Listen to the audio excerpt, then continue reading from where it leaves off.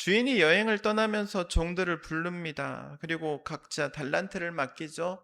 5달란트, 2달란트, 1달란트 이렇게 맡깁니다. 나중에 그리고 돌아와서 종들을 불러 모으고 결산을 하죠. 5달란트를 맡겼던 종이 주인 앞에 5달란트를 더 남겼습니다 하고 자랑스럽게 내어놓죠. 그러니까 주인이 그 모습을 보고 아, 잘했다 칭찬하십니다. 착하고 충성되다. 그리고 2달란트를 받았던 종도 주인 앞에 와서 2달란트를 더 내어놓죠. 그리고 자랑하죠. 주인께서 2달란트 두셨는데 2달란트를 더 남겼습니다. 그러니까 주인이 그렇게 칭찬을 합니다. 호사유피 인사유명이라는 말이 있죠. 호랑이는 죽어서 가죽을 남기고 사람은 죽어서 이름을 남긴다는 겁니다. 한낱 짐승도 죽어서 가죽으로 사람에게 유익을 남겨주는데 사람은 후대에게 어떤 유익을 남겨줘야 하겠냐는 거죠.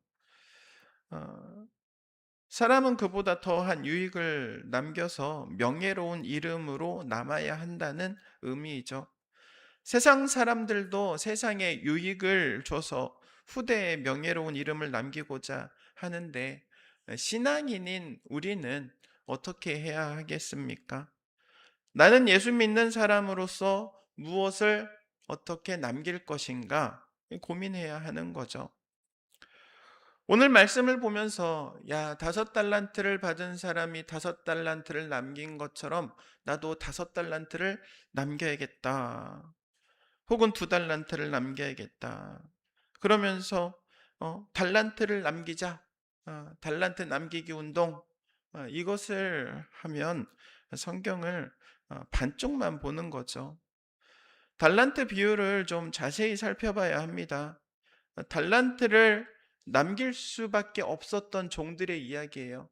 달란트를 남긴 종들의 이야기가 아니라 달란트를 남길 수밖에 없는 종들의 이야기. 조금 방향이 다릅니다.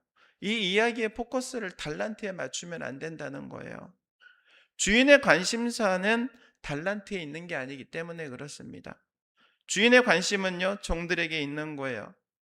만약에 주인의 관심이 달란트에 있었다면 주인의 칭찬의 말이 바뀌어야 됩니다. 잘했다. 달란트를 많이 남겨왔구나. 달란트 얘기해야죠. 그런데 주인의 칭찬의 이야기를 살펴보면 달란트에 대해서는 오히려 이렇게 말합니다. 네가 적은 일에 신실하구나. 그럽니다. 달란트를 적은 일이라고 말하는 거예요. 달란트가 핵심이 아니라는 거예요. 음. 여러분, 달란트를 남겼다는 결과만을 보고 칭찬을 한다면 이 종이 나가서 사기를 쳐가지고 10달란트를 남겼다. 그럼 그것도 칭찬할 일입니까? 그렇지 않은 거죠. 음.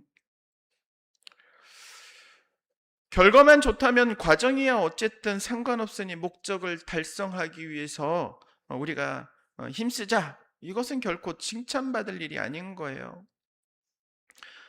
뭐 한 일예로 이런 이야기가 있습니다. 이제 농담 반 진담 반인데 저한테 그런 이야기를 하신 분이 계셔요. 목사님, 제가 로또 1등 되게 좀 기도해 주십시오. 그러면은 제가 1등 당첨되면 11조 하겠습니다. 그래요. 음. 여러분, 하나님은 여러분이 로또 1등 당첨돼서 뭐 11조를 몇 억 하는 거에 관심 없으세요. 음. 천하 만물이 다 하나님의 것인데 뭐 거기에 관심이 있겠습니까? 여러분의 삶의 자리에서 드릴 수 있는 11조가 훨씬 더 귀하고 값지게 받으실 겁니다. 믿으시기 바랍니다. 사기를 쳐서라도 좋으니까 성공해가지고 헌금만 많이 하면 된다? 그렇지 않은 거예요. 과정보다 결과만 중요하게 생각하게 되면 발생할 수 있는 일입니다. 그런 사람을 보시고 어떻게 주님께서 잘했다고 칭찬하시겠어요? 이것은 주님이 기뻐하는 달란트가 아니고 주인이 바라는 달란트도 아닌 거죠. 주인이 종을 칭찬할 때 뭐라고 칭찬하는지를 좀 자세히 살펴봐야 돼요. 21절과 23절에 반복해서 칭찬하죠. 뭐라고 말합니까? 잘했다, 착하고 신실한 종아, 그럽니다. 어, 잘했다, 착하고 신실한 종아. 달란트에 대한 언급은 없어요. 오히려 달란트는 뭐라고 말합니까? 네가 적은 일에 신실했다, 그럽니다. 달란트는 작다는 거예요. 음. 오히려 어디에 대한 칭찬을 하고 있는 거예요. 네가 착했다, 넌 신실했다. 이거 두 가지를 칭찬하고 있는 겁니다. 네 삶의 모습이 착하고 신실했어. 그래서 그 달란트 남겼구나. 그 이야기를 하고 계시는 거예요. 달란트 비유에서 달란트를 빼버리면은 확실하게 남는 교훈은 한 가지죠. 무엇입니까? 착하고 신실한 삶이라는 거예요. 주님께서 칭찬하시는 삶은 착하고 신실한 삶. 그렇습니다. 그리스도인은 착하고 신실하게 살아야 돼요. 그렇다면 이 착하게 살기 위해서 어떻게 살아야 합니까? 첫 번째는요, 생각이 착해야 돼요. 생각이. 음. 착하다는 것은 선하다는 말과 같죠. 착하게 산다는 말은 선을 추구하면서 산다는 거예요. 그런데 여기에서 선은 세상 사람들이 말하는 어떤 도덕이나 윤리적인 관점과는 달라요. 오히려 그것을 초월합니다. 하나님의 말씀은요, 인간이 가지고 있는 도덕이나 윤리를 초월해서 그 위에 있는 거예요. 우리가 추구해야 할 선은요, 하나님께서 보시기에 선한 거예요. 세상 사람들이 볼 때 선한 게 아니라 하나님이 보실 때 선한 것. 그리고 그 하나님의 선은요, 하나님의 말씀에 근거를 두고 있다는 사실이에요. 대표적으로 십계명이라는 계명, 이 10가지의 계명을 하나님께서 우리에게 주실 때에 선에 대한 최소한의 기준을 그어 주신 거예요. 하나님과 사람 사이에 기준이 있고 사람과 사람 사이에 기준이 있죠. 지켜야 할 선이 어떤 것인가를 알려주신 거예요. 너무나도 간단하죠. 계명 자체를 놓고 보면 너무나도 쉽습니다. 그것을 따라 사는 게 어렵지 않아요. 뿐만 아니라 그 선한 모습이 어떤 것인가를 우리에게 이미 알려주셨기 때문에 그렇게 살면 된다 말씀하시죠. 미가서는 6장 8절에 이렇게 말합니다. 사람아 무엇이 착한 일인지 주님께서 이미 말씀하셨다 그럽니다. 너 이미 알고 있잖아. 뭐가 선한 건지. 하나님께서 원하시는 것, 하나님이 원하시는 선한 삶이 어떤 삶인지 너 알고 있어. 이미 알고 있어. 그러니까 그렇게 살면 돼. 음. 착한 것이 무엇인지 선한 것이 무엇인지 이미 우리는 말씀을 통해서 알고 있습니다. 어. 그 말씀으로 살아야 하는 거예요.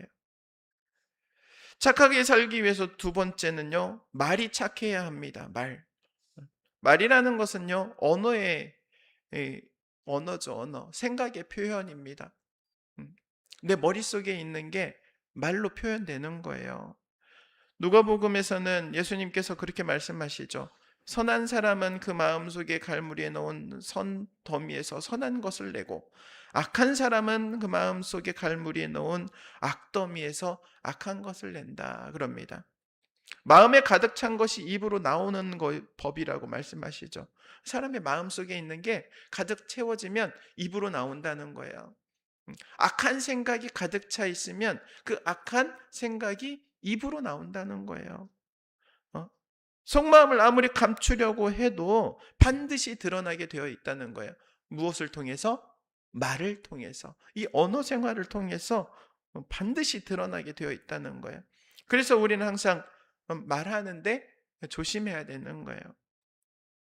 그 사람이 사용하는 언어는요, 그 사람의 정체성을 나타내 줍니다. 사용하는 말을 딱 들어보면 알아요. 그 사람이 어떤 사람인지, 어떤 생각을 가지고 살아가는지. 어, 과일이 겉보기에는 엄청 광택이 나고 깨끗하고 맛있어 보여. 그래가지고 먹으려고 반을 딱 갈라가지고 봤더니 안에 싹 썩어 있어. 그럼 먹을 수 있습니까? 그럼 못 먹죠. 그럼 버려야 되는 거예요. 겉만 번지르르 하면은 못 쓰는 겁니다. 못 쓰는 거예요. 음. 우리가 말을 잘해야 된다고 해가지고 언어에다가 온갖 미사여구를 붙여가지고 말하는 게 말을 잘하는 게 아니에요. 그 말에는 진심이 담겨야 돼. 그리고 그 말하는 게 진국이어야 돼.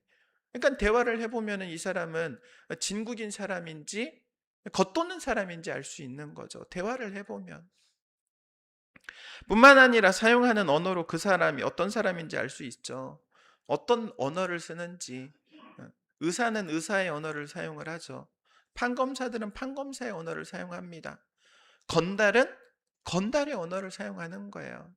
그리스도인은 그리스도인의 언어를 사용하는 거예요. 내가 어떤 사람인지 알기 위해서는요, 내가 어떤 언어를 사용하고 있는지 잘 살펴보면 되는 겁니다. 사랑의 언어를 사용하고 있는지, 미움과 시기의 언어를 사용하고 있는지, 용서와 화해의 언어를 사용하고 있는지, 분란과 다툼의 언어를 사용하고 있는지, 칭찬과 격려의 언어를 사용하고 있는지, 비방과 절망의 언어를 사용하고 있는지, 혹은 믿음과 긍정의 언어를 사용하고 있는지, 불신과 부정의 언어를 사용하고 있는지 살펴봐야 합니다. 여러분, 말끝마다 욕하는 사람하고는 대화하고 싶지 않잖아요. 그렇지 않습니까? 물론 저는 제 앞에서 욕하는 사람들을 별로 못 봤어요. 왜냐하면 제 앞에는 다 조심하니까. 목사님 앞이라고 다들 조심해. 그런데 여러분 친한 사람들하고 여러분 편한 사람들하고 이야기를 나눌 때 여러분이 사용하는 언어가 어떤 언어인지를 한번 돌아봐야 되는 거예요. 응? 내가 이야기를 하면 상대방이 힘을 얻고 용기를 얻고 믿음을 얻고 그래야 되지 않겠습니까? 여러분의 언어 생활이 그렇게 되기를 바랍니다. 그리고 착하게 살기 위해서 세 번째로 행동이 착해야 하죠. 여러분, 선하다는 것은요, 생각으로 끝나지 않아요. 말로 나오게 되어 있어요. 말로 끝나지 않아요. 그 삶의 행동으로 나타나게 되어 있어요. 하나님의 말씀이 우리 속에 들어오면 우리 안에 생각이라는 형태로 남아 있어요. 그리고 그 생각이 쌓이고 쌓여서 우리가 믿음의 고백을 하고 그리고 행동으로 옮겨가요. 그것을 가리켜서 그 과정을 가리켜서 이렇게 말합니다. 순종이다. 순종이다. 그러니까 하나님의 말씀이 우리의 생각을 지배하고 우리의 말을 주장하고 행동을 이끌어가는 전 과정을 뭐라고 한다고요? 순종이라고 하는 거예요. 순종이라고. 하나님의 말씀을 몰랐을 때는 성수주의라는 게 선한 일인지도 모릅니다. 그런데 하나님의 말씀이 딱 들어오고 난 다음에는 이게 주님 앞에 예배드리는 게 정말 선하고 아름다운 일이구나라는 사실을 깨닫게 되죠. 주님 앞에 예배를 드리는 이 성수주의라는 모습, 이게 신앙인의 모습이죠. 1년 52주입니다. 주일 한 번도 빠뜨리지 않고 예배를 드려 몇 번 드립니까? 1년에 52번밖에 없어요. 52번. 100번도 아니에요. 52번이에요. 얼마나 귀한 모습입니까? 한 청년이 저에게 한 가지 고민을 털어놓은 적이 있어요.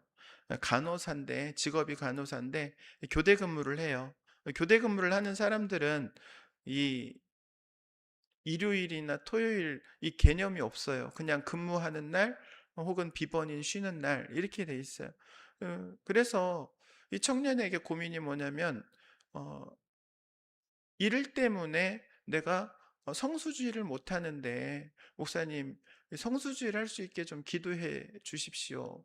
어, 그래서 참 그 자매가 그렇게 이야기하는 게 이뻐 보이더라고요. 성수주의를 하겠다고 그것을 기도 제목으로 내놓는 모습이 얼마나 이뻐요.